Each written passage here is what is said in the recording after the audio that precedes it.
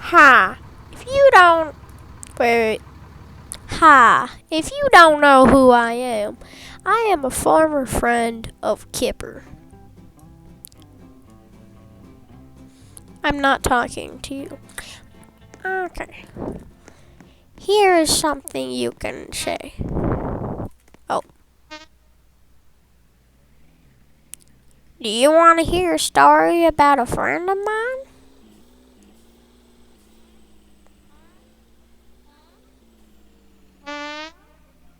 Okay.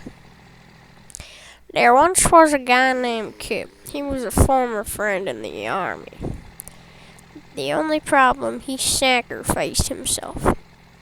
Not just a man. Today we're going to be talking about the events of Guts and Black Powder.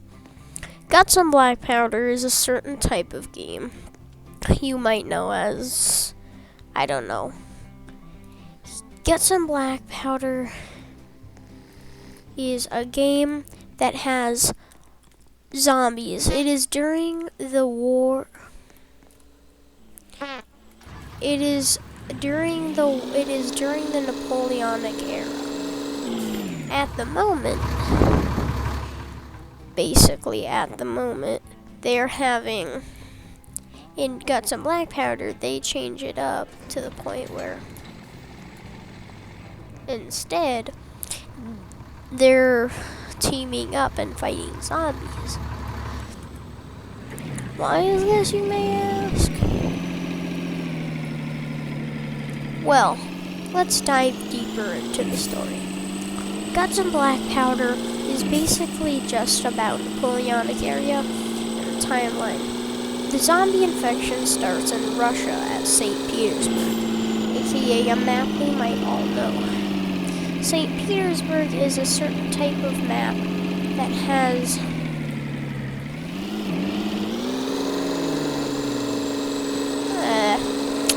I don't know. This is a picture of St. Petersburg and basically where it is.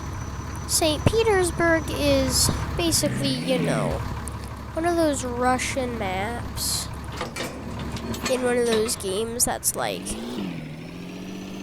Abrakan or something. I don't know what you call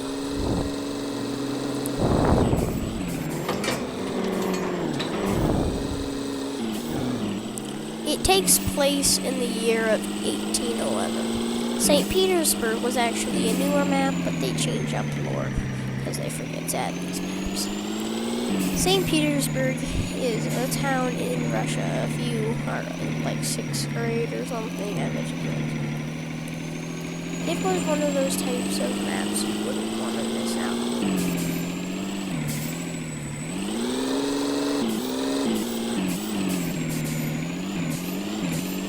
St. Petersburg was a nice and friendly city at the time. Basically a city that no one had problems with. Until one man, aka the general of the Russian army, thought it was a funny idea.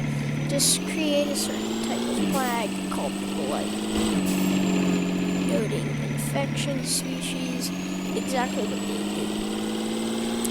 This flag was then disconnected and hidden away, but then it somehow started to spread.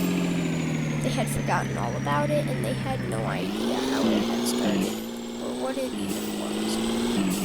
Once they found out, they were shook in horror because they couldn't do anything except watch how it spreads and try to defend their people. They immediately sent evacuation notices around the city and immediately started to evacuate people to a certain area. A certain area was basically one of those churches that people would hide in until the war is over or something. Basically, those people were hiding there, nothing else to do except defend themselves. After spending pretty long while doing some things and defending the church lost things, there's nothing they could do except leave the country and fled to America. After fleeing to America, they told Americans about it, but then they slaughtered the Russians. with allies at the time.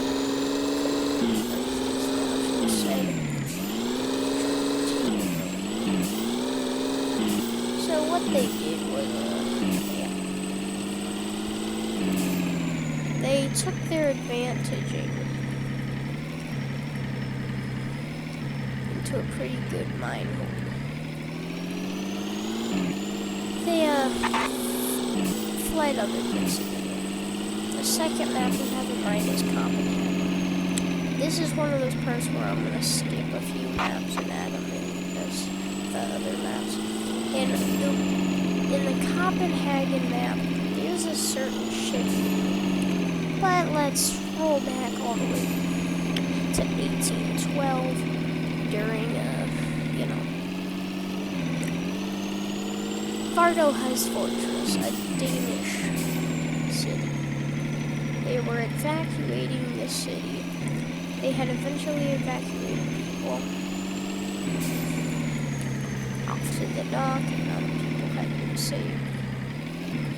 Unknowing of the blight, they immediately started to warn others, saying it's dangerous, just stay away. Others stayed away. Here was the one problem.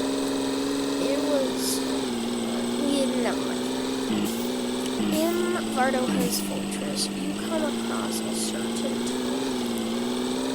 dock where you turn on the lighthouse in a stone liquor store and signal for help.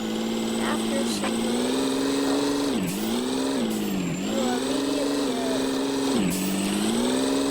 after signaling for help, after a few minutes, the British arrives and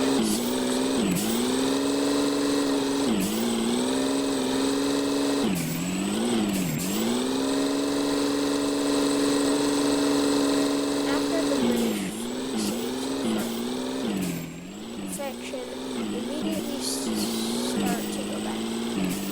But then you stop at a place called San Sebastian, where some people get set back on. Also meaning San Sebastian is also the storyline of Kipper. Kipper had been to San Sebastian in part 1, and this is part 2 of the story.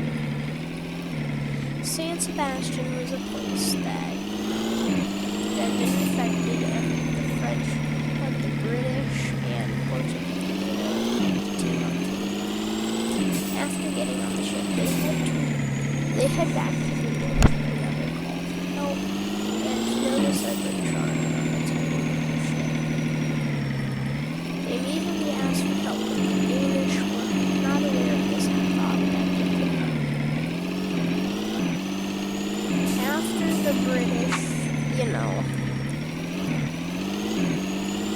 got blown up by people in Copenhagen, they immediately started fleeing back to it.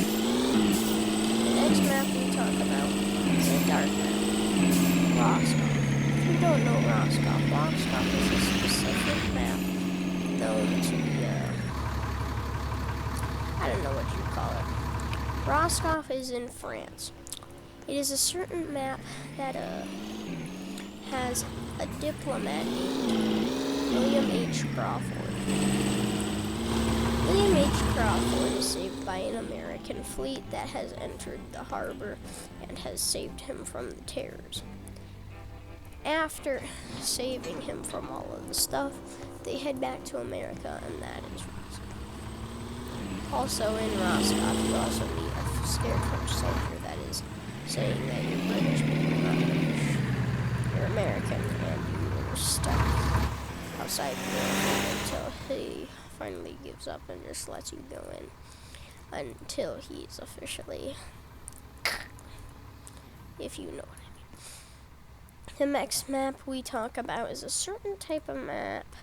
I wish I didn't have to talk about it. The next map we're talking about is Virginia.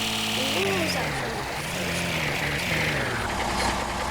Virginia was a map where you were building a bridge to to get across. And we're building a bridge to get across. Okay, you think that it is unsafe there. So other people think it's just people. Other people are trying to terrorize, and then you know, and they're not sure. They're not knowing. But when they really see who they are, they get scared, and then they're just running back. Soon, if you build the entire bridge, you immediately make it through having to rebuild fires, and then you get in, go into the last and final map I think we're talking about is... The last map we're talking about is London. London is a map during during 1815. London has been infected and people are now putting others on quarantine ships